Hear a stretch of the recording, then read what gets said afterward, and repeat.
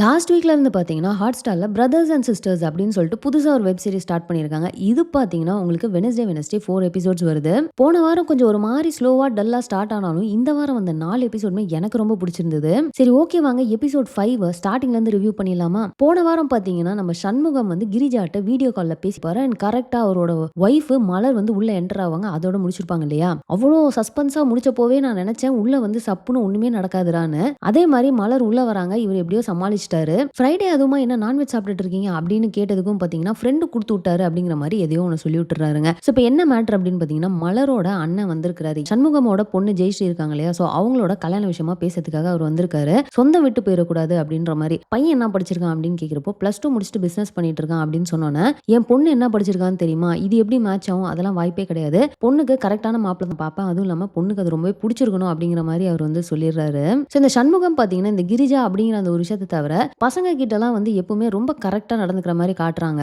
இந்த ஜெயஸ்ரீ விஷயமாகட்டும் இல்ல மீராவா இருக்கட்டும் அவங்க பிடிச்சதுதான் அவங்க பண்ணணும் அப்படின்னு சொல்லிட்டு இவர் யோசிக்கிறது வந்து ரொம்பவே நல்லா இருக்கு. அடுத்து பாத்தீங்கன்னா நம்ம ஜெகதீஷை வந்து மது மீட் பண்ண வராங்க. மது வரப்போவே பாத்தீங்கன்னா செம்ம கோவமா வராங்க. உன் கேரக்டர் எனக்கு இப்போ நல்லாவே புரிஞ்சிச்சு. இந்த பொண்ணுங்க நம்பர்லாம் வாங்கிட்டு அவங்க கிட்ட ஃபிளர்ட் பண்ணி ஒன் நைட் ஸ்டாண்ட் அப்படின்னு சொல்லிட்டு பிளாக் பண்ணிட்டு போற ஆள் தானே நீ. இந்த சைடு ஜெகதீஷுக்கு பாத்தீங்கன்னா ஒண்ணுமே புரியல, என்னடா பேசுறாங்க அப்படின்ட்டு. என்ன ஆச்சு அப்படின்னு கேட்டா, நேத்து நான் இந்த ஈவெண்ட்டுக்கு நீ டிஜே பண்ணதுக்காக தேங்க்ஸ் அப்படின்னு சொல்லிட்டு உனக்கு மெசேஜ் அனுப்புனா ஒயிட் ஹார்ட் அனுப்புற, பிளாக் ஹார்ட், பிங்க் ஹார்ட்னு அனுப்பிட்டு இதுக்கெல்லாம் என்ன மீனிங்னு கேக்குற. கடைசியா ரெட் ஹார்ட் அனுப்பிட்டு இதுக்கு என்ன மீனிங் கேட்டா நான் ஐ லவ் யூன்னு சொன்ன, நீ ஐ லவ் யூ டூன்னு வேற சொல்ற. அசிங்கமா இல்ல உனக்கு அப்படிங்கிற மாதிரி கோவமா பேசுறாங்க. ஐயோ ஒரு நிமிஷம் இருங்க அப்படின்னு சொல்லிட்டு ஃப்ரெண்டு சசி அப்படின்னு சொல்லிட்டு கூப்பிடுறாரு. இதெல்லாம் பண்ணது அவன் தாங்க, நான் கிடையாது அப்படின்னோன்னு நம்ம மதுவுக்கு வந்து ஐயோ ரொம்ப தப்பா திட்டிட்டோமே அப்படின்னு சொல்லிட்டு அவங்க ரொம்ப கில்ட்டியா ஃபீல் ஆகுது.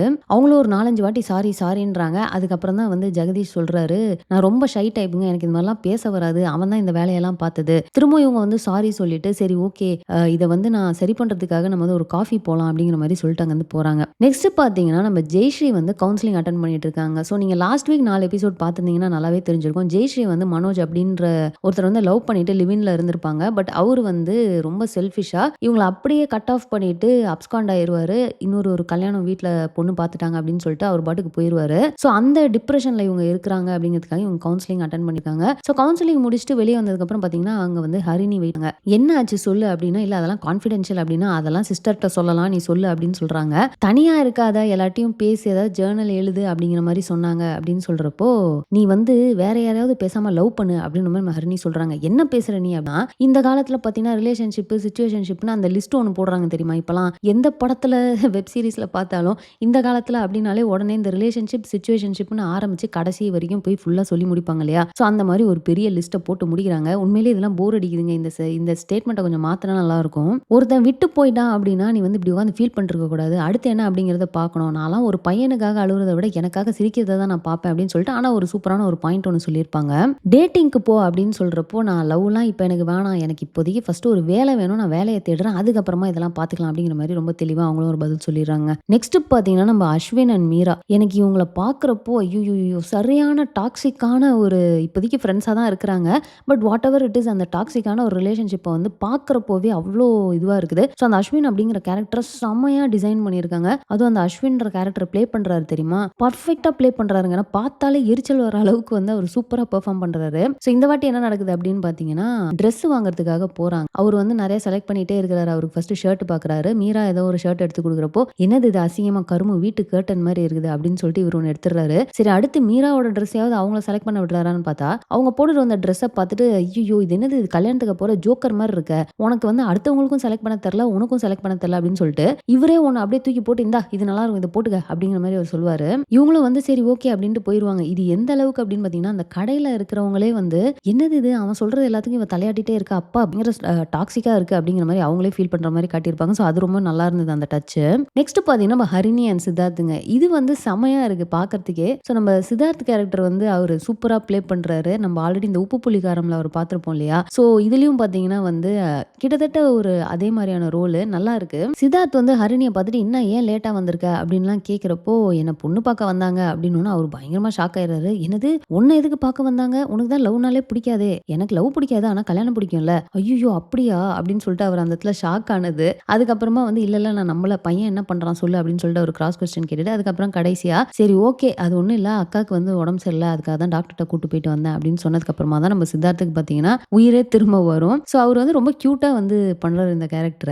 நெக்ஸ்ட் பார்த்தீங்கன்னா, நம்ம ஜெயஸ்ரீ வந்து வெளிய உட்காந்து ஃபோன் பேசிட்டு இருக்காங்க. யாருட்ட அப்டின்னா வந்து பிரியன் வந்து கால் பண்ணியிருக்காரு. ஸோ அந்த திங்ஸ் எல்லாம் அங்க விட்டிருந்தாங்க தெரியுமா? ஸோ அந்த திங்ஸ் எல்லாம் நான் வித்துட்டேன். அதுக்கான காசு வந்து வந்திருக்கு. நான் உங்களுக்கு ட்ரான்ஸ்ஃபர் பண்ணிடுறேன் அப்டின்னு சொல்றப்போ, இல்ல எனக்கு வேணாம் அப்டின்னு பேசிட்டு இருப்பாங்க. கரெக்ட்டா அந்த நேரமா பார்த்து நம்ம ஜெயஸ்ரீயோட அம்மா வராங்க. வந்துட்டு நேரா ஃபோன புடுங்கிட்டு, "ஹலோ யாருப்பா அது? மனோஜ் அப்டின்னு சொல்லிட்டு யாரோ இறந்து போயிட்டாங்களாமே! அதுக்காக உட்காந்து இவ ஃபீல் பண்ணிட்டு இருக்கா" அப்டின்லாம் கேட்குறாங்க. பட் இது ரொம்ப டூ மச்சுங்க. அதாவது வந்து அவங்க பேசிக்கிட்டு இருக்கப்போ, அவங்களுக்கு என்னதான் அது சஸ்பிஷியஸா இருந்தாலும், இல்ல அது வந்து அவங்கள ரொம்ப வொரி பண்ணுது அப்டின்னாலும், இந்த மாரி டக்குன்னு ஃபோன புடுங்கி பேசுறதெல்லாம் கொஞ்சம் டூ மச்சா இருந்தது. நல்ல வேளை அந்த சைடு பிரியன் அப்டிங்கிறனால அவரு ஏதோ ஒரு பதில சொல்லி சமாளிச்சுட்டாரு. அதுக்கப்புறம் பார்த்தீங்கன்னா வந்து ஜெயஸ்ரீய திரும்ப திரும்ப கல்யாணத்துக்கு பதில் சொல்லு அப்டின்ட்டு போட்டு பிரஷர் பண்ணிட்டே இருக்கிறாங்க. அண்ட் இத தாண்டி பார்த்தீங்கன்னா, அந்த சிஸ்டர்ஸ் எல்லாருமே உட்காந்து அந்த கல்யாணம் ரிலேட்டடா ஒரு டிஸ்கஷன் ஒண்ணு போற மாரி இருக்கும். இந்த சிஸ்டர்ஸ் எல்லாரும் சேர்ந்து பேசுறது வந்து பார்த்தீங்கன்னா, அடிக்கடி வந்து காட்டுறாங்க. அது ரொம்ப நல்லா இருக்குங்க. ரொம்ப நேச்சுரலா அவங்களுக்குள்ள இருக்க கான்வர்சேஷன்லாம் செம ஃபன்னா இருக்கு. ஏன்னா 3 சிஸ்டரும் பார்த்தீங்கன்னா, வேற வேற மாரி கேரக்டர். அதுவும் இந்த 3வது அத மீரா அப்படின்னு பயங்கர சுட்டித்தனம் பண்ற மாரி அண்ட் எப்போ 2 அக்காவும் சேர்ந்து சேர்ந்து பேசுறாங்களோ எல்லாத்தையும் ஒட்டு கேட்டு அம்மாட்ட போட்டு குடுக்குற மாரி இருக்குது. ஸோ அது ஒரு மாரி ரொம்ப ஃபன்னா லைவ்லியா இருக்குது அந்த காம்பினேஷன் பார்க்கறதுக்கு. ஸோ ஜெயஸ்ரீயும் ஹரிணியும் பார்த்தீங்கன்னா வந்து எப்படியாவது மீராவ கழட்டி அப்படிங்கிறது போ போ தண்ணி எடுத்துட்டு வா அப்படிங்கிற மாரி வந்து அனுப்பிவிட்டு பார்த்தீங்கன்னா அவங்களுக்குள்ள பேசிப்பாங்க. நெனச்சேன் இந்த மாரி ஏதாவது ஒண்ண சொல்லி என்ன தனியா கழட்டி விட்டு நீங்க ஏதோ சீக்ரெட் பேசுவீங்கன்னு நெனச்சேன். அப்படி என்னதான் பேசுவீங்களோ தெரியல. ஒரு நாள் என்ட்ட மாட்ட தான் போறீங்க அப்படின்ற மாரி சொல்லிட்டு நம்ம மீரா போவாங்க.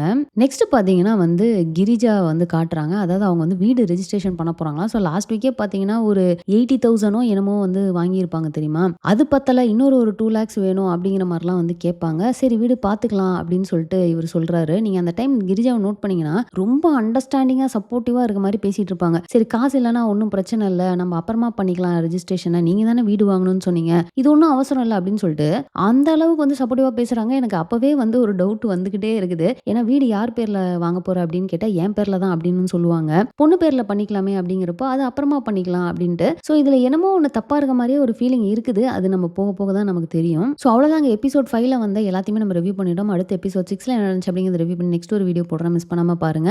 இந்த வீடியோ உங்களுக்கு பிடிச்சிருந்தா லைக் பண்ணுங்க. உங்க ஃப்ரெண்ட்ஸ் எல்லாத்தையுமே ஷேர் பண்ணுங்க. மறக்காம சேனலை சப்ஸ்கிரைப் பண்ணி சப்போர்ட் பண்ணுங்க. தேங்க்ஸ் ஃபார் வாட்சிங். Bye by.